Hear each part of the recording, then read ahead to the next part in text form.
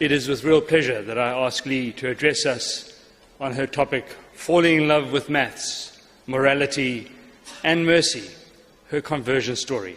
Lee Libresco.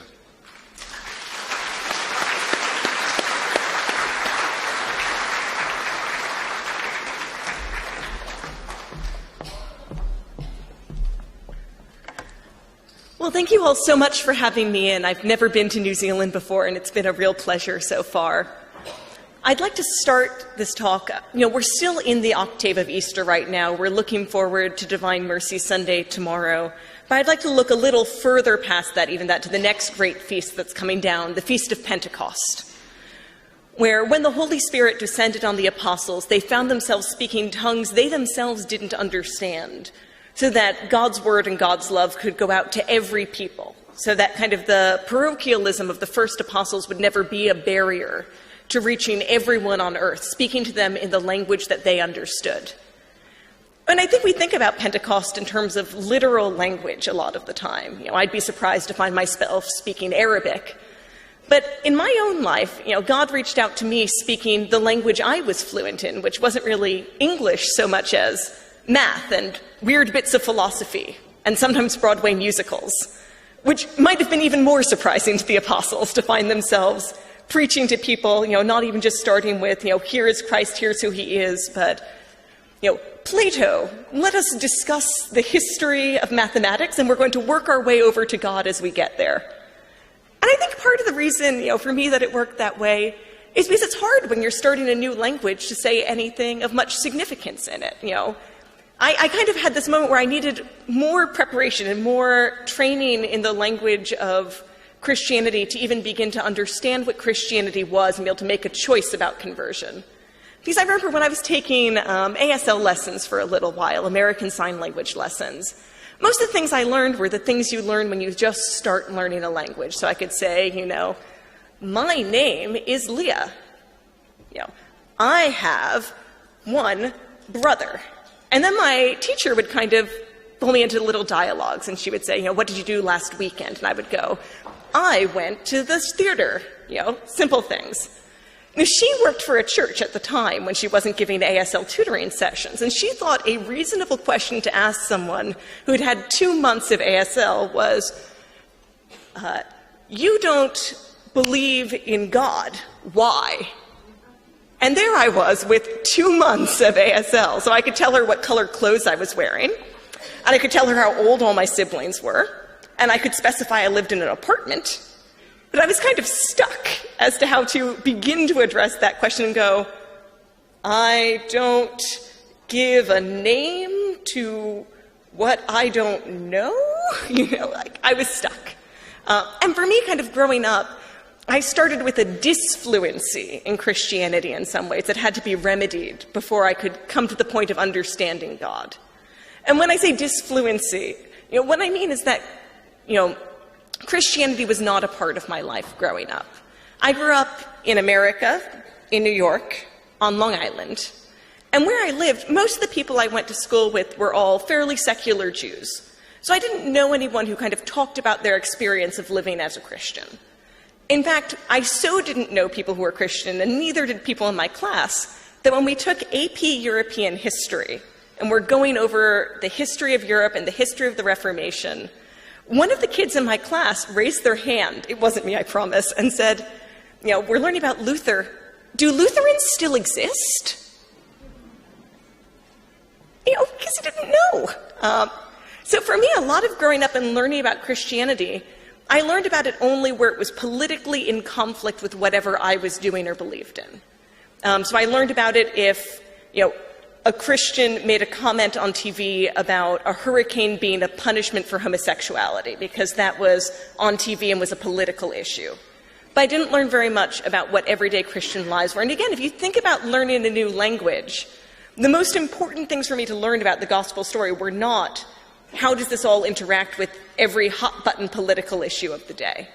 Even if you look today, a lot of friends I have who aren't Catholic, what do they hear about Pope Francis? The first thing they might hear is, oh, he's writing a very controversial encyclical on global warming, which flows from his Catholic faith, but is not the heart of the Catholic faith. He would never say, let me tell you about God and his love for us, and let me start by discussing the appropriate conservation strategies over the next 20 to 30 years to minimize the impact of global warming.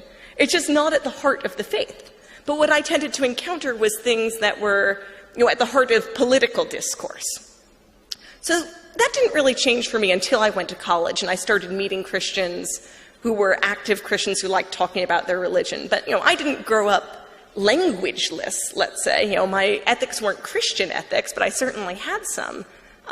So what I grew up as, the language that I was fluent in, the language that God needed to speak to me in order to be able to speak to me at all, was something that's called deontology, which is kind of a very rule-based system of morality. The person who's best known for this is Immanuel Kant, where he says you should think all the time when you make a choice about what choice you would want everyone else to make in your position and do that thing. You shouldn't make any choice yourself that couldn't apply to everyone else. And you should never break these rules. And what that meant, practically speaking, I kind of learned this both in the abstract philosophical way, and I was moved by examples of beautiful deontologists. You don't think of there being a lot of sacred art of deontology, but you'd be wrong. There's beautiful sacred art of deontology. I wonder how many people here have ever seen the musical or the movie Les Miserables? Yeah? And you probably had a favorite character. How many people's favorite character was Javert? I guess it's only me then. I loved Javert because when I saw him, he's this police inspector who pursues Jean Valjean, the convict who's a very good person, ruthlessly. And I liked him because he was very attentive to duty. He said, what am I required to do? And it doesn't matter if it's hard for me. I need to do whatever is right. And that's who I wanted to be. And I liked that Javert was uninterested in mercy. That's why he doesn't forgive Jean Valjean. But he doesn't not forgive Jean Valjean because he hates him or because he specifically persecutes him. Javert doesn't believe in mercy for anyone, and he certainly doesn't believe in it for himself. Javert loves morality much too much to believe in mercy, and that's how I felt too. But the way I thought about it is, morality is the standard by which we measure human action, in the same way a ruler is the standard by which we measure length. And if a ruler contracted itself to make things look bigger, out of pity for them, out of mercy for them. If I stood next to a yardstick and it said that I was 5'9" because it knew I wanted to be taller, and just kind of squinched down so that I could feel tall, it wouldn't be a very good ruler. It would be a ruler that had warped itself, out of pity for me, who is only 5'6". And that's how I felt when I heard people talk about mercy, It felt like, in the same way the ruler was contorting itself to make me feel better, that mercy is morality saying, oh, you're not very good at this, are you? Let me see what I can do to make you feel better about yourself. I forgive you. You hurt someone, you fell short of your duty. It doesn't matter, And I felt this would be an insult to duty and to ethics. In the same way Javert does. So, I admired him for being kind of, as I thought of it, brave enough to say, I'd rather be judged wanting, but have morality remain objective and strong and clear, and have it just be acknowledged that it's me who isn't good enough, than for anyone to say, no, you're fine the way you are. So that's kind of how I came into college. And what happened for me is college was the place where I started to meet Christians and see the heart of their faith and kind of have interesting conversations with them. Because again, as I'd grown up, most of what I knew of Christians was kind of, in America, evangelical Christianity that spends a lot of its time arguing about evolution or other things, that seem, well, first of all, isn't really, again, at the heart of the gospel story, but is also demonstrably false. So I came into college thinking there aren't really any smart Christians in the world. They're just kind of very politically active, annoying people. And I was surprised because I came to college and I started meeting very weird smart Christians, who were weird both in that they were smart and in that they were Christian and in that they grounded their Christianity in the kinds of languages I was more fluent in. I met Christian mathematicians who I thought, were kind of my people. Not Christianity's people, my people. And what I thought was, I have misjudged Christianity. It is not trivial to prove it wrong. I probably need to put a little work into it. So I should meet these people and learn more about them and then explain to them why they're wrong. I didn't think they were right. I just thought, okay, I'll need to put in a little work to explain why they're wrong. And so, since I'm an enormous nerd, what work meant usually was reading. So I spent a lot of time, reading Chesterton, reading Lewis, reading a little bit of Dostoevsky to kind of understand what it was I was dealing with. Because what it really exposed to me is that I wasn't fluent in what my friends believed. I thought I kind of understood exactly what Christianity was, and I didn't. So I had to spend some time picking up vocabulary, understanding where they were coming from and what they believed. And where I was really lucky is I was part of a debate organization in college. And the reason I think of that as a very lucky stroke is it meant I wasn't kind of just encountering Christianity head-on. Or, I don't know if you've kind of had the unproductive conversation that's kind of an all-proof conversation of why are you a Christian, outline your proof for Christianity, and you spend your whole time arguing about the why you believe, but not the what you believe. So you don't get to give much of a portrait of, once you agree, what does that mean for you? And so I've had some debates about, is God real, yes or no?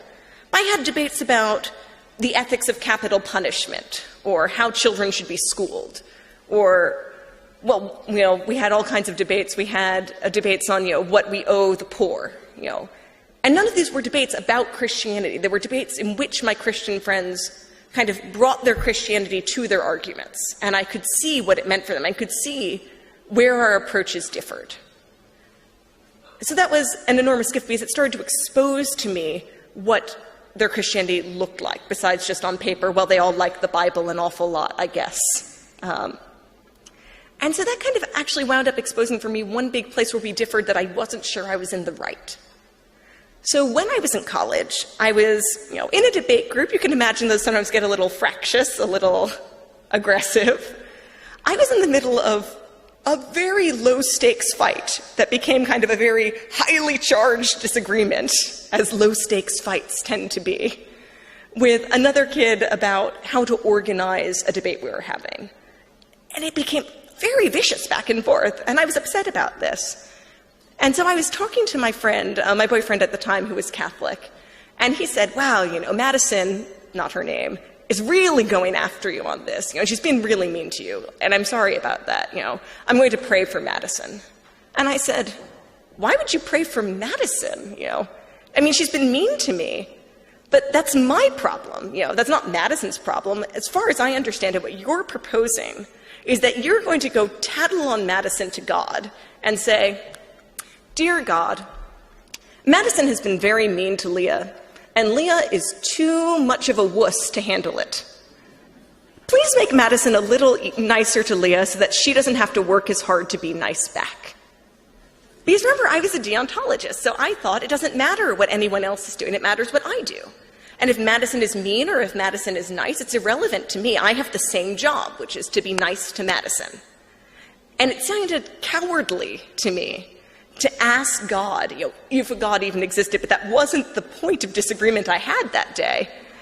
It sounded cowardly to say, would someone please be nicer to me so I don't have to do my job? It sounded again like asking the ruler to flex so I could be tall. And so I didn't understand at all why he was doing this. I said, Chris, I don't want you to pray for that. If God existed, I wouldn't want to ask him that. And he said, Leah, I'm not praying for Madison so that you can have a nicer week. I want to pray for Madison because it's probably exhausting for Madison to be this angry at you. It's not good for her, regardless of whether it's good for you to practice being nice to bad people. And what I realized is I hadn't really thought of it that way. And I want to be fair. I think probably other deontologists are nicer people than I was. I was a little kind of tunnel-visioned as a deontologist. So don't go out and meet people who are deontologists and assume that they were kind of as, focused only on themselves as I was. But the way I felt was that ethical choices were kind of like a standardized test, where I have a bunch of questions and I want to get the right answer on every single question. And how the questions are set up and who the other people are involved is irrelevant. What's important to me is what's in my control, and my actions are in my control. Madison's actions are outside my control. So I want to be as good as I can be, and everything else is irrelevant. And what I noticed when I had this fight about whether it made sense to pray for Madison is that, from my perspective, it didn't even really matter whether Madison was a real person or not. If you said, oh man, Leah, you've just had this tough week, and Madison's been mean to you, what do you want to do? I'd want to pick the right answer. If you said, hey, Leah, imagine you had a tough week, what would you want to do? I'd want to pick the same answer, and the two situations felt exactly the same to me. So it's almost as though the reality of Madison was irrelevant. And, I didn't know how to fix this problem at the time, but I thought, that doesn't seem right. If I imagine how ethics work, it should probably matter that there are other people involved.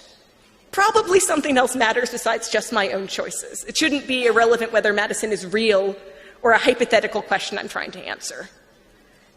And what I kind of thought, as my friend was saying, think about Madison, that anger is hard for Madison, that it wasn't just a question of saying, oh, I'd like this to be easier. I'd like Madison to be a different person so I don't have to deal. It felt to me like almost I was trying to extinguish her, right? Like, here's Madison, who is angry, and I'm asking God to get rid of her and replace her with a new Madison, who's nicer. And that seemed violent to me, right? But what I didn't think about is that there's kind of a truest version of Madison. And that version of Madison isn't as hampered by anger. That it might be easier for Madison. That she might just be happier or be less frustrated, or, including less frustrated by me, and that would still be true to her. It wouldn't be erasing her. That I would have been wrong to essentialize her anger and say, no, that's the truest part of Madison, and I want her to exist as she is. And this started to kind of play a little bit of havoc with my own philosophy. So I kept reading, because what this kind of gave me a sense of is that there's some kind of truest self that is better than your own self, and I could be in alliance with the best part of Madison and want to bring it out rather than just respond to her as well as possible as she did anything.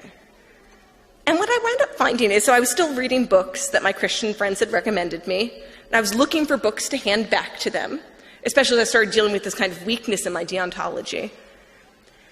And I had a lot of trouble finding books I wanted to give back, books that were atheist books that were kind of summarizing my philosophy to this date.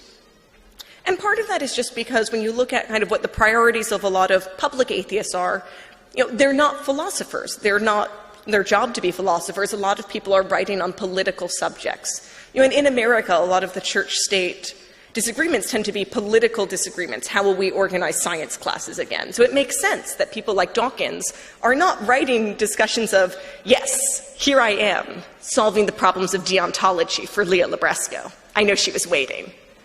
He's writing on science education.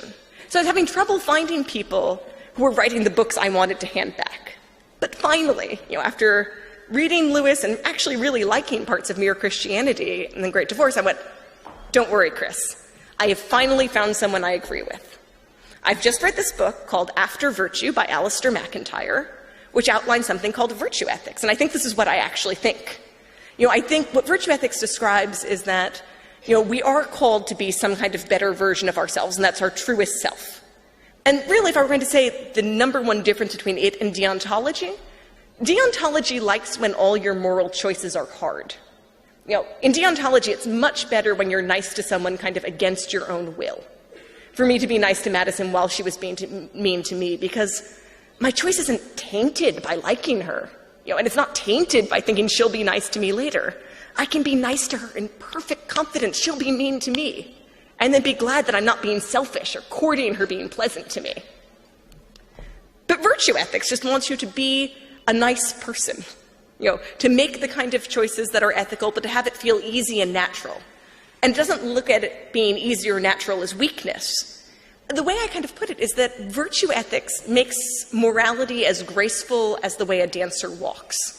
Because if you've seen, ballet dancers, not even when they're dancing, when they just move across the room, there's this intentionality and grace in every movement because they're so alive in their own bodies. And I don't walk like that at all. But ideally, I would make ethical choices like that. That when I came to a choice, it wouldn't be a matter of pushing past my own will and my own selfishness and, triumphing by force, which is often how Javert makes his choices, right? He has a hard choice to make, and then he makes it forcefully. But really, I'd want to move like a dancer, ethically. I'd want it to just feel like a natural extension of my own will. I'd want my will to be well-educated and aligned with the good, not a matter of wrenching myself back into alignment.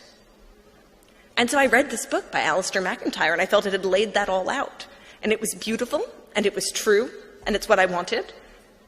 And, he was on my team, so I said, Alasdair MacIntyre, After Virtue. I have finally found someone I agree with. You asked me to find someone who agreed with me, and here it is, this is the book. And my boyfriend said, Alasdair MacIntyre converted to Catholicism, right? He didn't think that system held up.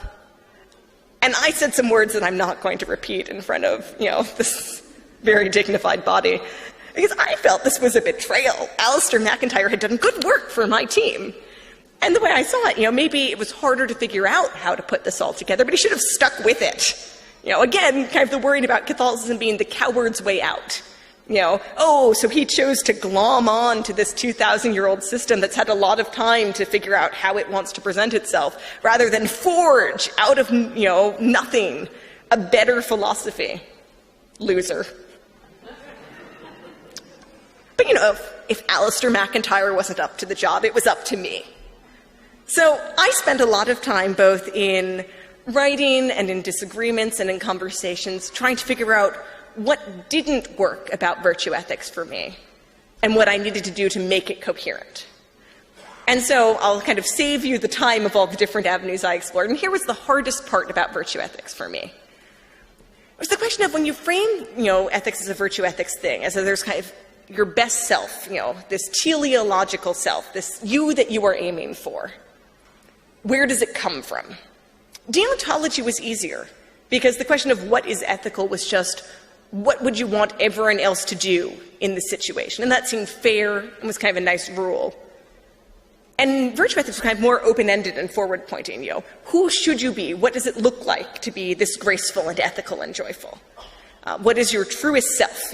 What is Madison kind of freed from her anger, where that's a chain on her, not her own self? What's me freed from my disinterest in Madison's well-being, because that's more of myself than the me who kind of doesn't care about her? And I was kind of stuck as to how we knew what this was. Where does this essentially transcendental idea come from? Because that's a little harder to build up in atheism as a philosophy. But luckily, I felt I had kind of some prior tools to help me along. Because, teleological selves and virtue ethics weren't the first kind of transcendental system I'd encountered. I already really liked math. And math is kind of the one transcendental thing that almost everyone agrees is transcendental. And when I say transcendental, I mean it's permanent and outside of us. It has nothing to do with people. People study math, but they don't make math. When a mathematician discovers a theorem, they didn't write that theorem in the way we write a novel. They uncovered it. Mathematics is a lot like archaeology. The whole world is already out there, and mathematicians kind of chip away and reveal what was already in the world from the very beginning, which is very romantic and beautiful. And if you take nothing out of this talk, go out and become hobbyist mathematicians, right? But that is an example of kind of a transcendental beauty and a transcendental truth that most people acknowledge as transcendental. Most people don't go, oh yes, very clever of people to invent mathematics. That idea of prime numbers, jolly good, We don't take credit for it. We just know that we have knowledge of it. I felt ethics kind of worked the same way. We're not making this, we're uncovering it. The trouble was, it's clearer to see how you work out what math is than how you work out what morals are. And there are a variety of ways that people say, how do we kind of limited finite beings have knowledge of math? And the one I like is the one that Plato used, which is kind of nice and simple, which is, we look at the world around us and we see lots of things that resemble math, that are kind of shadows of math. So, I look at my feet, and there are 2 of them. And I look at these mics, and there are 2 of them. And there's not much that's similar between my feet and these mics, except that there are 2 of each of them. So the thing that they're aligned along, the thing that's both similar about both of them is they participate, and this is how Plato says it, they participate in the form of two-ness, which I know sounds kind of a little weird, but what he means is they both resemble this transcendental thing, this 2, which you never see the quantity 2, bereft of physical objects wandering about the world, right? You see 2 shoes, you see 2 people, but it'd be weird to go, oh yeah, I saw 2 the other day. What? I saw 2. 2 what? The Platonic form of two-ness, like just heading down the street.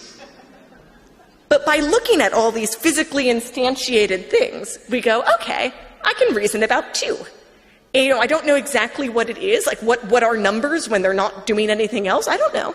But they're the thing that unites these mics and my feet. And that's enough. If you can get to two-ness, good.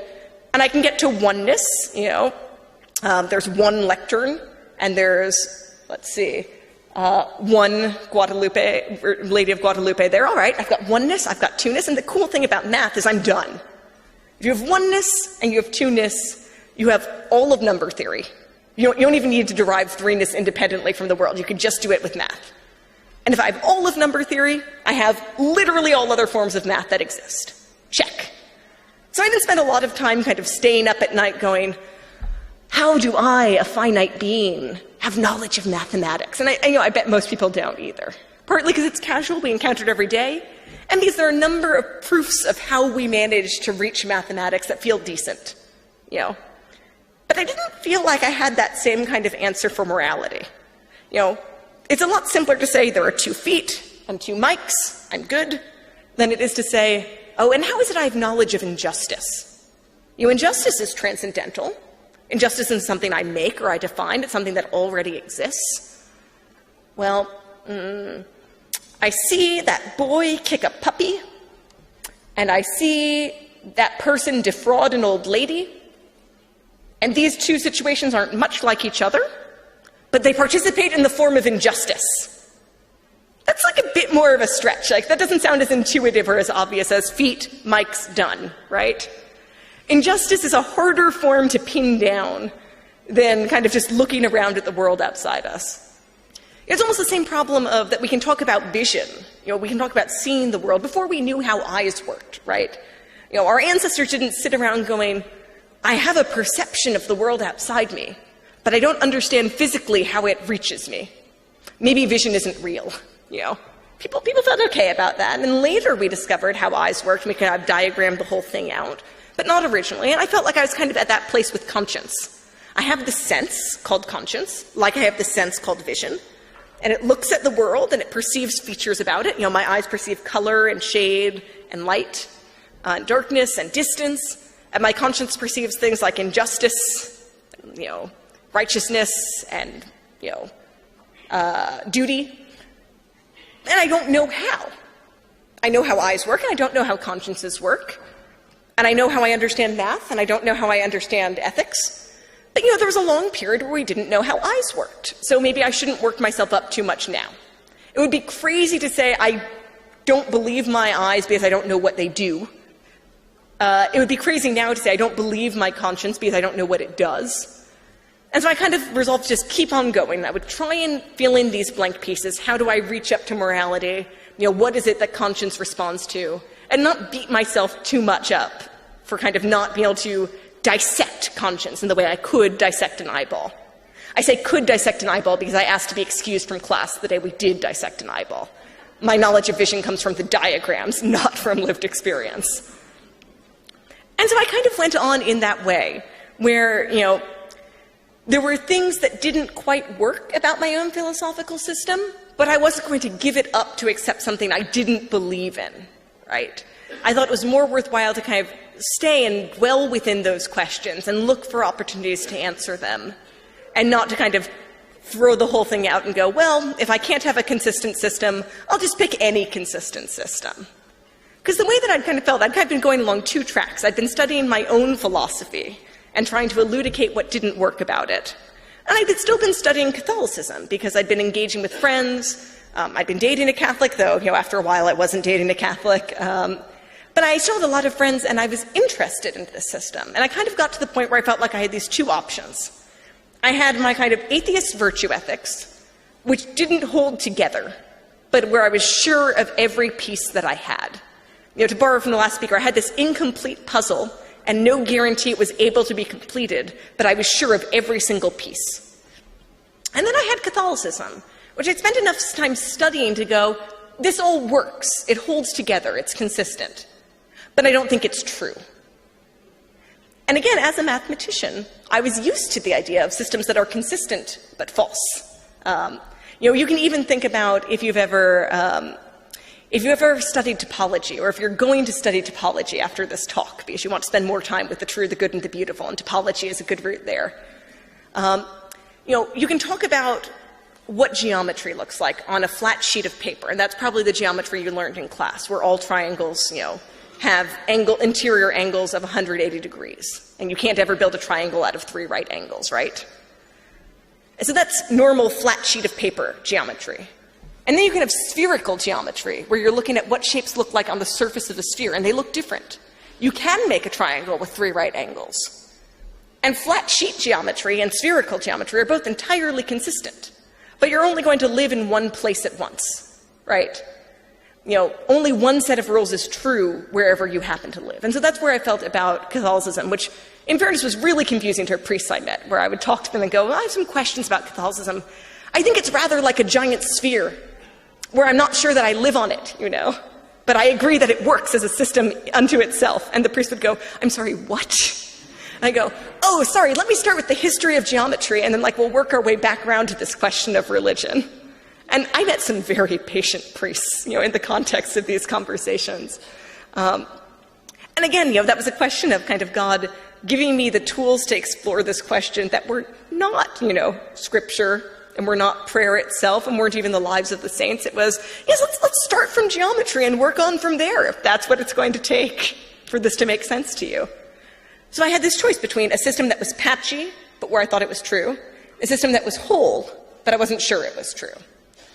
And so for me, what wound up being kind of a turning point is I was up for a reunion of my debate group. I was older then. I was a graduate. I was an adult. But I still had all these philosophical problems. My diploma didn't resolve them.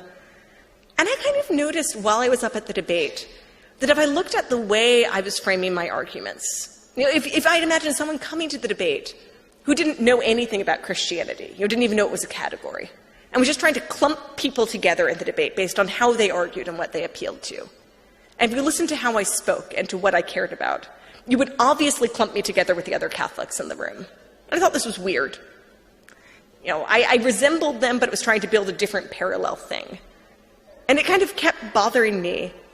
And I'd had this happen actually even the previous alumni debate I'd gone to, where I was like, wow, it's so weird that I sound so much like a Catholic. And so it was still bothering me, and both times I had this kind of impulse to convert, but I didn't have anything to base it on besides I had a feeling, right? And for me, that didn't really matter. I just went, well, I'll note this, but it's not helpful at all. So this time, it was the second time it was bothering me, so I grabbed my friend, who was ironically a Lutheran, so thank goodness they turned out to exist. And I said, Ben, I have this problem where I come up for debates and I have an impulse to convert to Catholicism, which I think is strange. And he said, well, would you like to talk about it? And I said, yes. So we went up to go talk in his room, and we kind of had a long discussion that greatly resembled the talk you've all just heard, where I kind of laid out all my problems. And with him, there were even more mathematical digressions, because then I had a sheet of paper and I could be drawing things and going, yes, Christianity, rather like this. Here, rather like, and he was patient, like some of the priests I'd met, sat through the whole thing. He said, okay, so your problem is you don't know how you have transcendental knowledge of morality. That's your problem, right? And I'm like, yes, that's my problem. And you don't have a satisfactory answer. And I said, yes. He goes, all right, well, what do you think the answer is? And I said, well, I don't think it's very much like our knowledge of math. I don't think, and I started to do the feet And the objects, again, he's like, no. Like, you said that already in your big lead-up from what your problem was. Like, you've already said what you don't believe. It's probably not helpful to keep going over what you don't think the answer is. Say something new. Say something that could be the answer. You have to try throwing new things at the problem, not just going over again and again what you've already discarded. And I said, kind of just blurting it, well, I don't know. I guess morality just loves me or something. Ben had a bit of this cat that ate the canary grin on his face. I said, okay, I heard what I said. I don't know if it's true. Like, just because I say things doesn't mean they're true. So I kind of thought about it. And I think the reason I had blurted it out, when I just tried to even almost name the problem, is I had this issue where I thought, I have this transcendental knowledge, but it's not knowledge of math, which is kind of, I'll admit, morally neutral. Math is beautiful, but kind of morally neutral. But I had knowledge of the good, of what I ought to do, of knowledge through my conscience. And I didn't have a way I was able to reach up and get it in the same way I could kind of bootstrap my way up to math.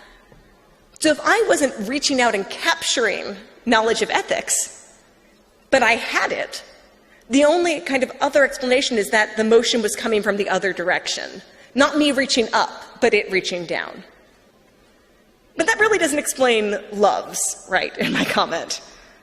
The issue is I'm already talking about kind of what I thought of as morality as this big, giant, beautiful rule book. I still had a few shades of Javert, you can tell. But this beautiful list of what was right and wrong. It's beautiful as mathematics, all beautifully formalized. But now I'm not talking about it as a rule book. If it can move, if it's offering itself to me, I'm talking about it like a person. And I'm talking about kind of ethics as a person. That's, again, different from math. If math were to do something, you might say, oh, anything math did, if math could act, must be logical, because what math does is entirely consistent with logic. But if morality acts, whatever it does must be good, because that's what morality is. Morality personified, as weird as that sounds to begin with, can't itself do bad things. So there was something good about it offering itself to me. And I still had the sense of love, and that I have less of a way to formalize, but, that it was an act of generosity. When you talk about the form of the good, acting as a person, reaching down to meet humans with a particular care for them, no one says it like in quite that long way. No one goes like, oh yes, I believe in the form of the good that is active, that has a special care for humans and reaches to them. They say God. I could tell I was talking about God. And I'd kind of come really the long way around. I'd had to build up the language to even talk about it from my experience with math and my experience with deontology to even have a way of saying, God loves me, which is what normal people say, instead of the true, the good, and the beautiful is reaching. But I could tell I was talking about God, and I could tell, even that, the idea of the transcendental reaching down, it sounded like I was talking about an incarnational faith. In the same way that Christ comes down and dwells among us at a scale we can perceive, in a form we can recognize. That I had something of that sense of how morality reached down to me. And I had a lot to do going on from there. That night was the night I changed my mind. And my friend Ben and I danced around, and we prayed the Liturgy of the Hours, which was lovely, I was really lucky in having him to talk to, where I'm like, what should we do? And he's like, we should pray night office. That's what we should do. Which is, it wouldn't have even occurred to me then. And so that was kind of the conversion of my intellect in that moment, where God had kind of built up all the different tools I needed to see him at that moment. That it really wasn't possible for me to even hear the gospel story and have it make sense until I'd spent all that time wandering through deontology and virtue ethics and topology and weird bits of geometry. I needed all those pieces just to hear the message. And what's happened to me since is a lot of the task and the work of conversion of the heart, where I'm kind of now at that beginner level of all that discussion opened a new language to me, and now I have the opportunity to study it. A language of love and of mercy that isn't cowardice even, which was too alien for me to even express in kind of my native ethical tongue. And a lot of my work has been figuring out how to respond to it. As I actually discuss in my book, Arriving at Amen, 7 Catholic Prayers Even I Can Offer, a lot of it is building up a new language. All that to this date was just opening the door for me to study it. And so a lot of it has been, okay, well, now that I do want to pray for, the next Madison I meet, how do I do it? Now that I do want to kind of spend adoration time with Christ, how do I do it? And a lot of the times what's happened for me is I fall back on the language I already know to kind of find my way to reach back up. I even had the problem shortly after my conversion where I wasn't used to thinking about the true, the good, and the beautiful as having anything to do with God. I was used to thinking about math. So I'd have the problem where I'd be praying or trying to pray, and I'd just wind up, thinking about, well, I'm addressing like the true, the good, and the beautiful, and I'd start thinking about math. And I was like, well, I think this isn't how you pray. Like, I think you don't pray by thinking about theorems. And what I would kind of do is I go, well, I love these theorems, and God, who loves truth, loves these theorems. So this is something we share, I can think about, I was almost kind of that fumbling in reaching for God at that point. I'm like, I don't know how to reach for God, but I know I'm looking at this math, and he's looking at this math, and we both delight in this. And that's something that's shared between us, and I'd almost rely on that as the connection. In the same way you'd watch a movie with a friend and turn to each other and go, that was great. I'm like, okay, that's my prayer to God today. Gosh, the Riemann hypothesis is great. Don't you think so? Yeah, me too. I'm here, if you want to talk sometime about things that aren't the Riemann hypothesis, but that's what I know to offer you today. And so for me, that's been a lot of the process of conversion. It's been taking all the things I know and love and kind of offering them back up to God and getting to share in his delight, and even thinking, wow, I love the Riemann hypothesis so much, and so does God. But I guess he loves me even more than I love the Riemann hypothesis. Because, it's math and it's beautiful, but I'm, an adopted child of God. So what I feel for the Riemann hypothesis is this echo of what he feels for me. And so I've kind of found my way along all these little alleyways and along all these weird translational tricks to understand what it is that it means when you say, God loves me in the native tongue I speak. Thank you.